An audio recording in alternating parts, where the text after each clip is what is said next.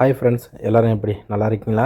TikTok, Insta, Facebook மற்றும் social media பயன்படுத்துபவர்கள் அதிக எச்சரிக்கை. 5 ஆண்டுகள் வரை சிறை தண்டனை உறுதி செய்த குவைத் நீதிமன்றம். குவைத்தில் அதிகரிக்கும் ஸ்கேமிங் கால்ஸ். வெளிநாட்டவர்கள் அதிக எச்சரிக்கையாக இருக்கும்படி வீடியோ வெளியிட்ட மினிஸ்ட்ரி ஆஃப் இன்டீரியர் குவைத். பேச்சுலர்கள் அதிக எச்சரிக்கையாக இருங்க, தேடி தேடி செக்கிங்கை தீவிரப்படுத்தும் உள்துறை அமைச்சகம். அந்த தகவலை பற்றி பார்க்க போகிறோம். தினார் தொடர்பான ஒரு முக்கிய அறிவிப்பை வெளியிட்ட the Central Bank of Kuwait. கடைசியான தகவலை பார்த்தீங்கன்னா, குவைத் மற்றும் அரபு நாடுகளில் இருந்து தங்கம் எவ்வளவு எடுத்துக்கிட்டு போகலாம், எவ்வளவு டாக்ஸ் கட்டுற மாதிரி இருக்கும், ஊர்லேருந்து வெளிநாடுகளுக்கு போட்டு வந்த நகைக்கு ஏதாவது டாக்ஸ் கட்டணுமா, இப்படி பல முக்கியமான தகவல்கள் இந்த வீடியோக்குள்ள இருக்கு. அதனால வீடியோவை ஸ்கிப் பண்ணாம கடைசி வரைக்கும் முழுமையா பாருங்க. இப்பதான் நம்ம சேனலை ஃபர்ஸ்ட் டைம் நீங்க பாக்குறீங்கன்னா நம்ம சேனலை சப்ஸ்கிரைப் பண்றது மட்டும் இல்லாம நம்மளோட ஃப்ரெண்ட்ஸ் அண்ட் ஃபேமிலிக்கும் ஷேர் செஞ்சு விடலாம். இப்ப குவைத்தோட மிக முக்கியமான நியூஸை பார்த்தலாமா? நான் உங்கள் ஏகே தமிழா 360 குவைத். இப்ப முதல் தகவலை பார்த்தீங்கன்னா, குவைத்தில் நிறைய நபர்களுக்கு ஃபேக் கால்ஸ் தொடர்ச்சியா வந்த வண்ணம் உள்ளது. இதுல பார்த்தீங்கன்னா, பிலிப்பைன்ஸ் நாட்டை சேர்ந்த ஒரு நபருக்கு ஃபேக்கான வீடியோ கால் பண்ணி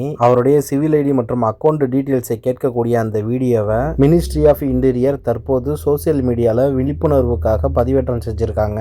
ஒரிஜினல் அதிகாரிகள் போன்று வேடமிட்டு ஸ்கேமிங் செய்யக்கூடிய இந்த நபர்கள் வெளிநாடுகள் மற்றும் குவைத்தில் இருந்து கொண்டு இது போன்ற குற்ற செயல்களில் ஈடுபட்டு வருகின்றனர். அதனால இங்க இருக்கக்கூடிய நம்ம ஆளுங்க அதிக எச்சரிக்கையா இருங்க. இது மாதிரி யாராவது போன் அடிச்சு உங்ககிட்ட இருந்து சிவில் ஐடியை காட்டுங்க, பேங்க் டீட்டெயில்ஸ் கொடுங்க அப்படின்னு கேட்டா கொடுக்காதீங்க. அதையும் மீறி ஒரு வேளை நீங்கள் கொடுத்துட்டீங்கன்னா உங்கள் அக்கௌண்ட்டில் இருக்கிற காசு அபேஸ் ஆகிடும். இது மாதிரி ஸ்கேம் பண்ணுறவங்களை பிடிக்கிறதுக்காண்டி இப்போ தற்போது மினிஸ்ட்ரி ஆஃப் இன்டீரியர் தனிப்படை ஒன்று அமைச்சிருக்கிறாங்க. அதனால் எச்சரிக்கையாக இருக்குது, அதுதான் நல்லது. இப்போ அடுத்த தகவலை பார்த்தீங்கன்னா, ஈரான் நாட்டை சேர்ந்த 4 குடிமக்களுக்கு மரண தண்டனை விதித்து குவைத் நீதிமன்றம் தீர்ப்பளித்துள்ளது. இந்த 4 பேர் என்ன பண்ணியிருக்கிறாங்கன்னு சொல்லிட்டு பார்த்தீங்கன்னா, கடல் வழியாக 322 கிலோ ஆக்சிஜனோட சேர்த்து குவைத் அரசால் தடை செய்யப்பட்ட பொருட்களை கடத்தி வந்தபோது கடலோர காவல் படையினரால் கைது செய்யப்பட்டது குறிப்பிடத்தக்கது. இப்போ நெக்ஸ்ட் தகவலை பார்த்தீங்கன்னா, குவைத் நாட்டில் பேச்சுலர்கள், அதாவது கல்யாணம் பண்ணாமல் இருக்காங்கல்ல, அவங்கெல்லாம் குவைத்திகள் ஃபேமிலியாக வசிக்கக்கூடிய ஏரியாக்களில் வசிப்பது என்பது குவைத் சட்டப்படி தண்டனைக்குரிய குற்றமாகும். ஒருவேளை குவைத்திகள் இருக்கக்கூடிய இடத்துல நீங்கள் பேச்சுலராக தங்கிறீங்க,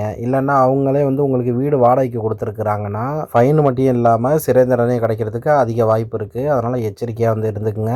அரப் டைம்ஸ் பத்திரிகையில் வெளியான ஆதாரத்தின்படி ஃபர்வானியா, ராபியா, உமேரியா, அந்தலுஸ், ஃபிர்தோஸ் இந்த ஏரியாக்களில் குவைத்தோட பலதியா மற்றும் மினிஸ்ட்ரி ஆஃப் இன்டீரியர் இணைந்து நடத்திய தீவிர செக்கிங்கில் 21 வீடுகளுக்கு மின்சாரம் துண்டிக்கப்பட்டு அபராதம் விதிக்கப்பட்டுள்ளது. இந்த 21 வீட்லையும் பார்த்தீங்கன்னா பேச்சுலர்களை வாடகைக்கு வச்சிருக்கிறாங்க. மேலும் இந்த செக்கிங் ஆனது குவைத்தில் இருக்கக்கூடிய 6 கவர்னர்களிலும் தொடரும் என குவைத்தோட டெபுட்டி பிரைம் மினிஸ்டர் மற்றும் மினிஸ்ட்ரி ஆஃப் இன்டீரியர் ஷேக் ஃபகதல் யூசுபல் சபா அவர்கள் தெரிவித்துள்ளார்கள். ஒருவேளை நம்ம ஆளுங்க பேச்சுலர்களாக நீங்க இருக்கீங்கன்னா குவைத்திகள் இருக்கக்கூடிய ஏரியாக்களில் போய் இருக்க வேணாம். பேச்சுலர்களுக்குன்னு தனியாக ஏரியா இருக்குது, அங்கே போயிட்டு வீடு வாடகைக்கு எடுத்துட்டு அங்கே தங்குங்க, அதான் நல்லது. அடுத்த மிக முக்கியமான தகவலை பார்த்தீங்கன்னா, குவைத் அரசால் தடை செய்யப்பட்ட குழுக்களுக்கு ஆதரவாக பேசுவது, சோசியல் மீடியாவான டிக்டாக், யூடியூப், ஃபேஸ்புக் மற்றும் இன்ஸ்டா போன்ற சமூக வலைதளங்களில் தடை செய்யப்பட்ட குழுக்களுக்கு ஆதரவாக பதிவுகளை போடுவது என்பது கடுமையான தண்டனைக்குரிய குற்றமாகும். இப்ப பாத்தீங்கன்னா, அரப் டைம்ஸ் பத்திரிகையில் வெளியான ஆதாரத்தின்படி குவைத் அரசால் தடை செய்யப்பட்ட ஒரு அமைப்புக்கு ஆதரவாக செயல்பட்ட நபருக்கு குவைத்தோட கிரிமினல் கோர்ட்டு 5 ஆண்டுகள் கடுங்காவல் சிறை தண்டனை விதித்து தீர்ப்பளித்துள்ளது.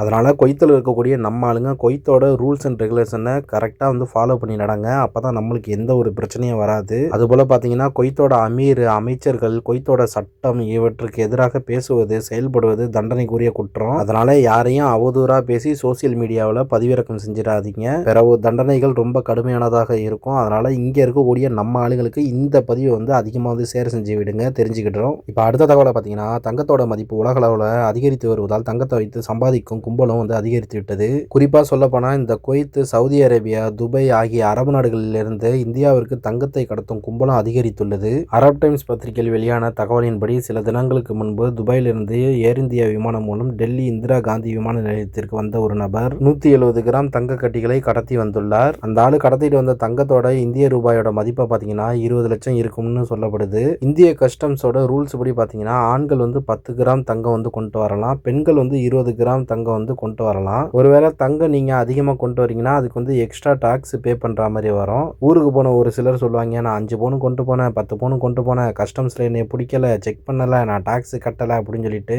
அப்ப வேணா உங்களுக்கு நேரம் நல்லா இருந்திருக்கும், அதனால மாட்டிக்காம போயிருப்பாங்க. ஆனா இப்ப மாட்டிக்கிட்டீங்கன்னா சோழி முடிஞ்சிச்சு, பாத்துக்குங்க. அதுபோல பாத்தீங்கன்னா, நம்ம இந்தியால இருந்து இங்க அரபு நாடுகளுக்கு வரும்போது நம்ம நகைங்களை போட்டு வருவோம்ல, அந்த நகைங்களுக்கு ஏதாவது டாக்ஸ் கட்டணுமா அப்படின்னு சொல்லி கேட்டீங்கன்னா அதுக்கு கட்ட வேண்டிய அவசியம் கிடையாது. நம்ம இந்தியாவில இருந்து நம்ம கிளம்பும் போது அங்க இருக்கக்கூடிய கஸ்டம்ஸ்லேயே அதுக்கு உண்டான சான்றிதழ் வந்து கொடுத்துருவாங்க. அதை வச்சு நம்ம ரிட்டன் வந்து ஊருக்கு வந்து அதை எடுத்துக்கிட்டு போயிடலாம். அதனால் கண்டவங்க சொல்கிறத காதில் போட்டு வாங்கிக்காமல் மூச்சு பிடிக்க கத்திக்கிட்டு நடக்கிற என்னோட சேனலை வந்து சப்ஸ்கிரைப் பண்ண மறந்துடாதீங்க.